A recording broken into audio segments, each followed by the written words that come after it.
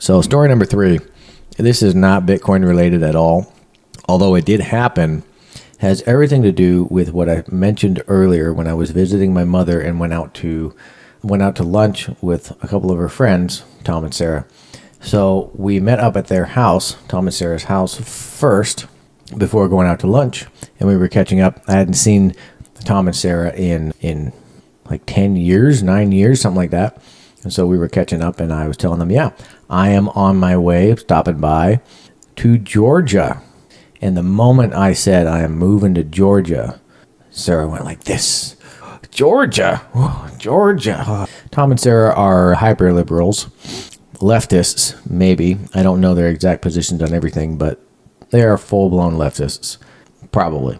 They are definitely hyper liberals at the very least.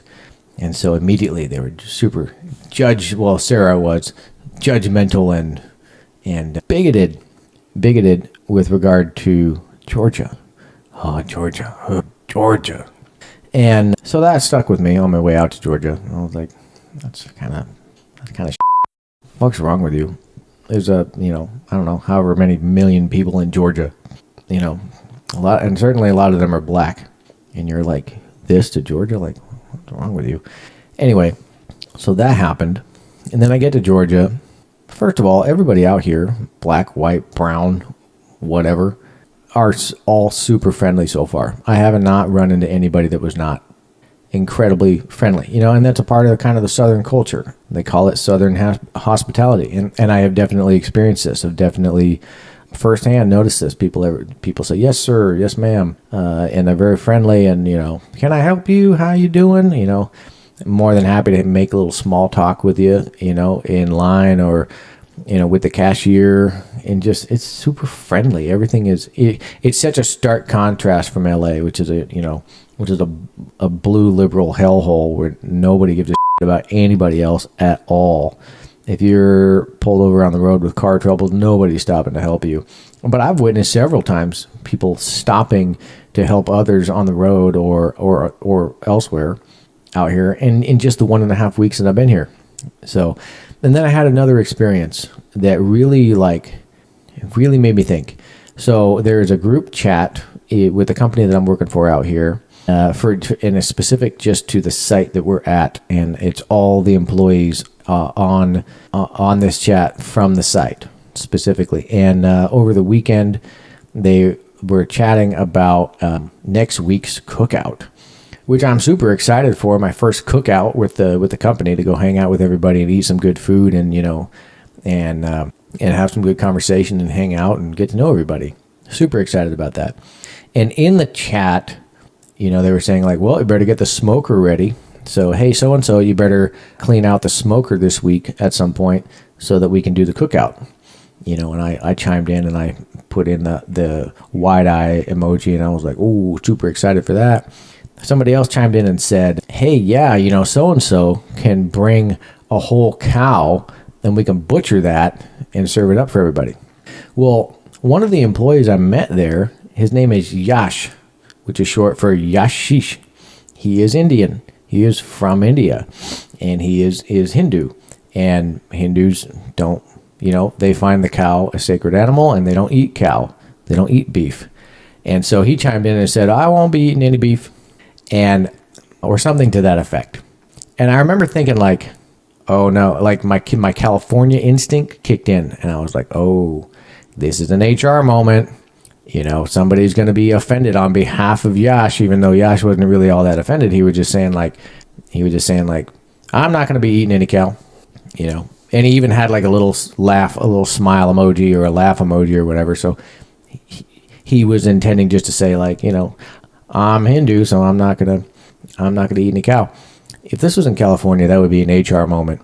That would be somebody being offended on behalf of Yash, like, oh, so-and-so bringing up butchering a cow is offensive and intolerant and inclusive for those who have a different culture or religion or whatever.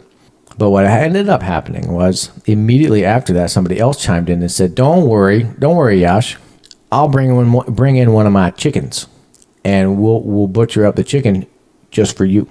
And I'm thinking, and so like when that happened, I was like, oh my God, this is the supposed like bigoted, intolerant place when one of the most inclusive things I've ever witnessed occurred in a group chat. Somebody was like, don't worry, Mr. Man from India who finds cows sacred according to your religion and your culture. We got you covered.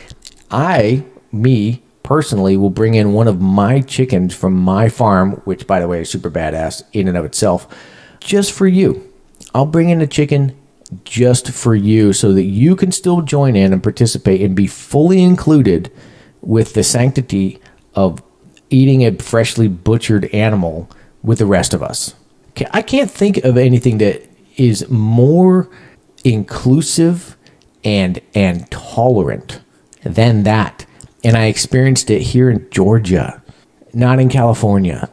Like I said, in California, this would have been an event. This would have been a drama moment for the company. It would have turned into something that it shouldn't have been.